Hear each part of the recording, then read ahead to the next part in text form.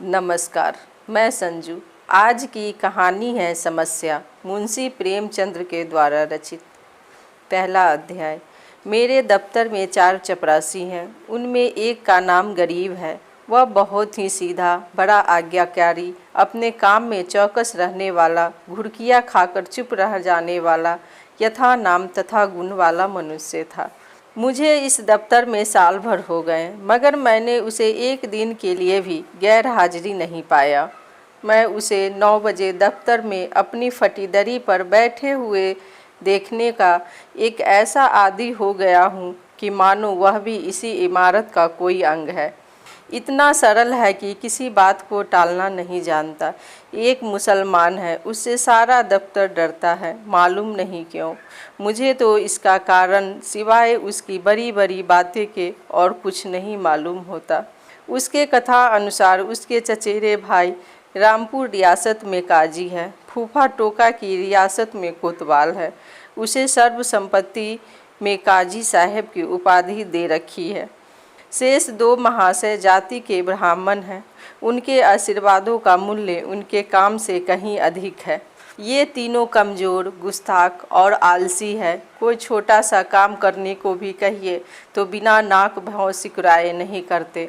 Clerk को तो कुछ समझते ही नहीं, केवल बड़े बाबू से कुछ दबते हैं, कभी कभी उनसे झगड़ बैठते हैं। मगर इन सब दुर्गुणों के होते हुए भी दफ्तर में किसी का मिट्टी इतनी खराब नहीं जितनी बेचारे गरीब की है। तरक्की का अवसर आया तो ये तीनों मार ले जाते हैं, गरीब को कोई पूछता भी नहीं। और सब 10-10 पाते हैं, वह अभी 6 में ही पड़ा हुआ है। सुबह से शाम तक उसके पैर एक क्षण के लिए भी नहीं टिकते। यहाँ तक कि तीनों चपरासी उस पर हुक्म जताते हैं और ऊपर की आमदनी में उस बेचारे को कोई भाग भी नहीं देता। 30 पर भी दफ्तर के सब कर्मचारी, दफ्तरी से लेकर बाबू तक, सब उससे चिढ़ाते हैं। उसकी कितनी ही बार शिकायतें हो चुकी है, कितनी बार जुर्माना हो चुका है, और डांट डपट तो नित्य दिन ही हुआ करती है। इसका रहस्य कुछ मेरी समझ में ना आता था। हाँ, मुझे उस पर दया अवश्य आती थी और अपने व्यवहार से मैं यह दिखाना चाहता था कि मेरी दृष्टि में उसका आदर चपरासियों से कम नहीं है। यहाँ तक कि कई बार मैं उसके पीछे अन्य कर्मचारियों से लड़ भी चुका था। दूसरा अध्याय। एक दिन बड़े बाबू ने गरीबी से अपनी मेज़ साफ़ करने को कहा। वह तुरंत मेज़ साफ़ करने लगा। दैव्य योग से झरना की झटक लगा तो दवात उलट गई और रसनोई मेज़ पर फैल गई। बड़े बाबू यह देखते ही पजामे से बाहर हो गए।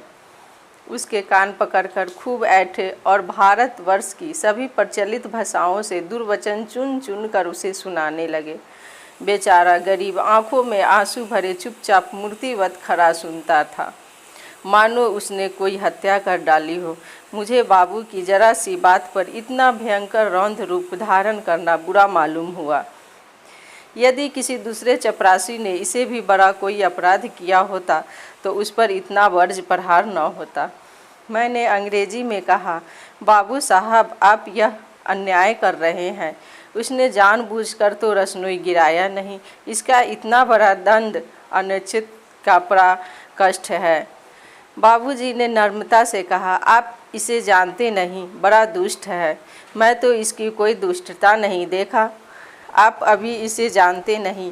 एक ही पाजी है, इसके घर 2 हलों की खेती होती है, हजारों का लेन देन करता है, कई भैंसें लगती है। इन्हीं बातों का इसे घमंड है।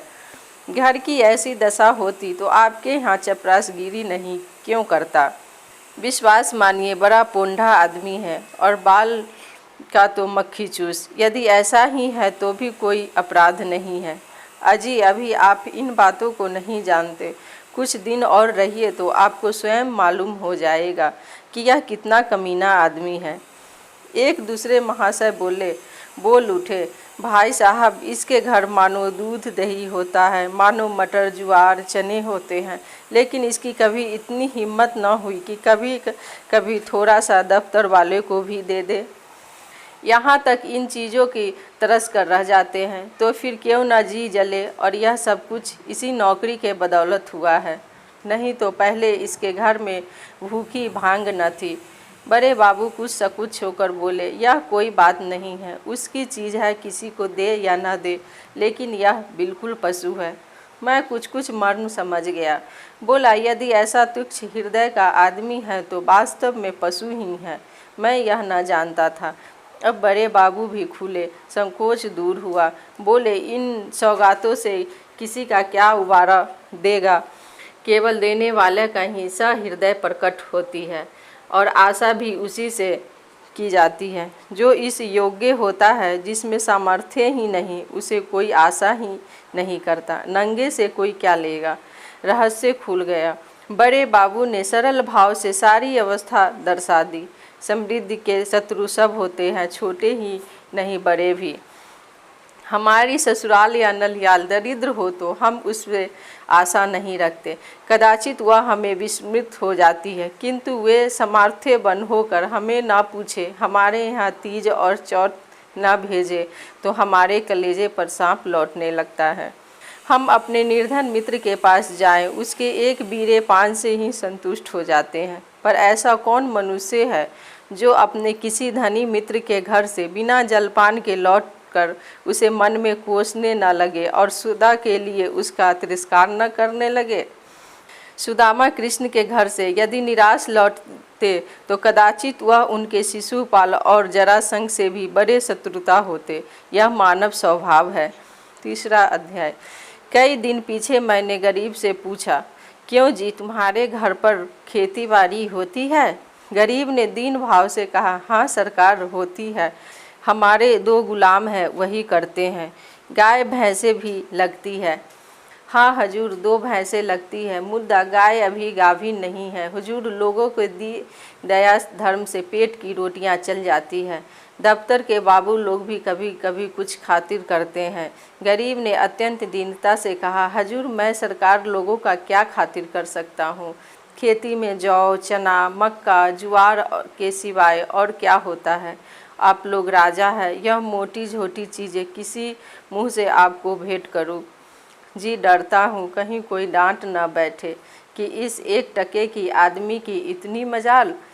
इसी के मारे बाबूजी हियावत नहीं पड़ती, नहीं तो दूध दही का कौन बिसात थी। मुँह लायक बीरा तो होनी चाहिए। भला एक दिन कुछ लाकर दो तो देखो लोग क्या कहते हैं। शहर में यह चीज़ कहाँ। इन लोगों के जी कभी कभी मोटी छोटी चीज़ों पर चला करता है। जो सरकार कोई कुछ कहे तो कहीं साहब से शिकायत कर दे तो मैं कहीं का ना रहूँगा। इसका मेरा जिम्मा है, तुम्हें कोई कुछ ना कहेगा। कोई कुछ कहे तो मैं समझ लूँगा। तो हजूर, आजकल तो मटर की फसल है, चने की साग भी हो गए हैं और कोहले भी खराब हो गए हैं। इसके सिवाय तो और कुछ नहीं है। बस तो यही चीज़ ले आओ। कुछ उल्टी सीधी पड़े तो हजूर संभाल लेंगे। हाँ जी, कह तो दिया कि मैं देख लूँगा। दूसरे दिन गरीब आया तो उसके साथ 3 हिष्ट पुष्ट युवक भी थे। 2 के सिर पर टोकरियाँ भी थी, उसमें मटर की फनियाँ भी भरी हुई थी। एक के सिर पर मटका था, उसमें ऊख का रस था। तीनों ऊख का एक एक गट्टा कांख में दबाए हुए थे। गरीब आकर चुपके से बरामदे के सामने पेड़ के नीचे खड़ा हो गया। दफ्तर में आने का उसे साहस नहीं होता था, मानो कोई अपराधी वृक्ष के नीचे खड़ा था कि इतने में दफ्तर के चपरासियों और अन्य कर्मचारियों ने उसे घेर लिया। कोई ऊख लेकर चूसने लगा। कई आदमी टाँके पर टूट पड़े। लूट मच गई। इतने में बड़े बाबू दफ्तर में आ पहुँचे। यहाँ कहतू कब देखकर उच्च स्वर में बोले, यह क्या भीड़ लगा रखी है, अपना अपना काम देखो। मैंने जाकर उनके कान में कहा, गरीब अपने घर से यहाँ सौगात लाया है, कुछ आप ले लीजिए, कुछ इन लोगों को बांट दीजिए। बड़े बाबू ने कुमित्र क्रोध धारण करके कहा, क्यों गरीब, तुम ये चीज़ यहाँ क्यों लाए? अभी ले जाओ, नहीं तो मैं साहब से रपट कर दूंगा। कोई हम लोगों को मालूका समझ लिया है? गरीब का रंग उड़ गया, थर थर काँपने लगा, मुँह से एक शब्द भी ना निकला। मेरी ओर अपराधी नेत्रों से ताकने लगा। मैंने उसकी ओर से क्षमा प्रार्थना की। बहुत कहने सुनने पर बाबू साहब राजी हुए। सब चीज़ों में से आधी आधी अपने घर भिजवाएं, आधी में अन्य लोगों के हिस्से लगाए गए। इसी प्रकार यह अभियान समाप्त हुआ। अध्याय 4। अब दफ्तर में गरीब का नाम होने लगा। उसे नित्य घुड़कियाँ न मिलती थी, दिन भर दौड़ना न पड़ता था, कर्मचारियों के व्यंग और अपने सहयोगियों के कटु वाक्य न सुनने पड़ते थे। चपरासी लोग स्वयं उसका काम कर देते। उसके नाम में भी थोड़ा सा परिवर्तन हुआ। वह गरीब से गरीब दास बन गया। स्वभाव में कुछ तब्दीली पैदा हुई। दीनता की जगह आत्मगौरव का उद्भव हुआ। तातेपन की जगह आलस्य ने ले ली। वह अब कभी देर करके दफ्तर आता, कभी कभी बीमारी का बहाना कर घर बैठा रहता। उसके सभी अपराध अब क्षमा थे। उसे अपनी प्रतिष्ठा का गुड़ हाथ लग गया। वह अब 10वें 5वें दिन दूध दही लाकर बड़े बाबू को भेंट किया करता। बदले में अब उससे देवता को संतुष्ट करना सीख गया था। सरलता के बदले अब उसमें कईयापन आ गया था। एक रोज़ बड़े बाबू ने उसे सरकारी फॉर्म का पार्सल छुड़वाने के लिए स्टेशन भेजा। कई बड़े बड़े पुलिंदे थे, ठेले पर लाए। गरीब ने ठेले वाले से 12 आना में मजदूरी तय की थी। जब कागज़ दफ्तर में गए तो उसने बड़े बाबू से 12 आने पैसे ठेले वाले को देने के लिए वसूली किए, लेकिन दफ्तर से कुछ दूर जाकर उसकी नीयत बदल गई। अपनी दस्तूरी मांगने लगा। ठेले वाले राजी न हुए। इस पर गरीब ने बिगड़ कर सब पैसे जेब में रख लिया और धमका कर बोला, अब एक फूटी कौड़ी भी ना दूं। जाओ, जहां जाकर फरियाद करना है करो, देखो क्या कर लेते हो।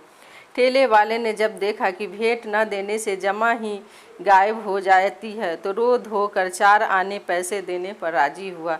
गरीब ने अठन्नी उसके हवाले की। 12 आने की रसीद लिखवाकर उसे अंगूठे के निशान लगवाए और रसीद दफ्तर में दाखिला हो गई। यह कुतूहल देखकर दंग रह गया। यह वही गरीब है जो कई महीने पहले सरलता और दीनता का मूर्ति था, जिसे कभी चपरासियों से भी अपने हिस्से की रकम मांगने की साहस न होता था, जो दूसरे को खिलाना भी न जानता था, वह खाने का तो जिक्र ही क्या। यह शोभांतर देखकर अत्यंत खेद हुआ। इसका उत्तरदायित्व किसके सिर था? मेरे सिर, जिसने उसे धूर्तता का पहला पाठ पढ़ाया था। मेरे चित्त में प्रश्न उठा, इस कहियापन से जो दूसरे को गला दबाता है वह भोलापन क्या बुरा था? जो दूसरे का अन्याय सह लेता था वह अशुभ मुहूर्त था। जब मैंने उसे प्रतिष्ठा का प्राप्ति का मार्ग दिखाया, क्योंकि वास्तव में वह उसके पतन का भयंकर मार्ग था, मैंने वाहन प्रतिष्ठा पर उसकी आत्म प्रतिष्ठा का बलिदान कर दिया। धन्यवाद दोस्तों, ये कहानी आपको कैसा लगा इसे कमेंट में ज़रूर लिखकर बताएं। चैनल पर नए हो तो चैनल को सब्सक्राइब कर दें और कहानी को ज़्यादा से ज़्यादा शेयर